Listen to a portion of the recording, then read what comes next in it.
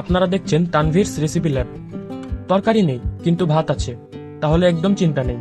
আজকে দেখাবো কিভাবে বাসি ভাত দিয়ে বানিয়ে ফেলা যায় উত্তরবঙ্গের স্পেশাল ভাত ভাজি। তাহলে চলুন শুরু করা যাক। Tanvir's recipe lab. প্রথমেই আমি কড়াইতে দিয়ে নেব পরিমাণ মতো সয়াবিন তেল।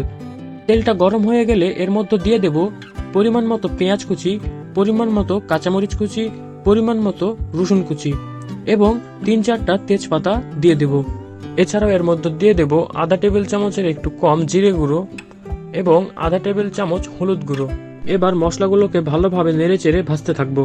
যতক্ষণ না পেঁয়াজ আর মরিচ কুচিগুলি হালকা লালচে রং ধারণ করছে ততক্ষণ পর্যন্ত ভালোভাবে জাল দিয়ে নেব। বন্ধুরা, এই পর্যায়ে দেখতেই পাচ্ছেন মশলা সুন্দরভাবে লালচে রং ধারণ করেছে। এবার এর মধ্যে দিয়ে দেব আগে থেকে রেডি করে রাখা বাসি ভাত। আর হ্যাঁ, আপনারা কিন্তু চাইলে গরম ভাতও ব্যবহার করতে পারেন। ভাত দেওয়ার পর একটা চামচ দিয়ে ভালোভাবে নাড়াচাড়া করব। এ পর্যায়ে 1 টেবিল চামচ লবণ অ্যাড করে দেব এবং যতক্ষণ না মশলাগুলো ভাতের সাথে সুন্দরভাবে মিশে যাচ্ছে ততক্ষণ পর্যন্ত নেড়ে চেড়ে ভাজতে থাকবো। দেখতেই পাচ্ছেন বন্ধুরা, উত্তরবঙ্গের স্পেশাল ভাত ভাজি একেবারে রেডি হয়ে গেছে।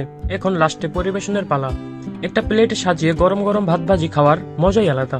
ভিডিওটা কেমন লাগলো তা কমেন্ট করে জানাতে ভুলবেন না। আর ভালো লাগলে লাইক, শেয়ার আর সাবস্ক্রাইব করুন আমার চ্যানেল তানভীরস রেসিপি ল্যাব। আজকের মতো এতটুকুই।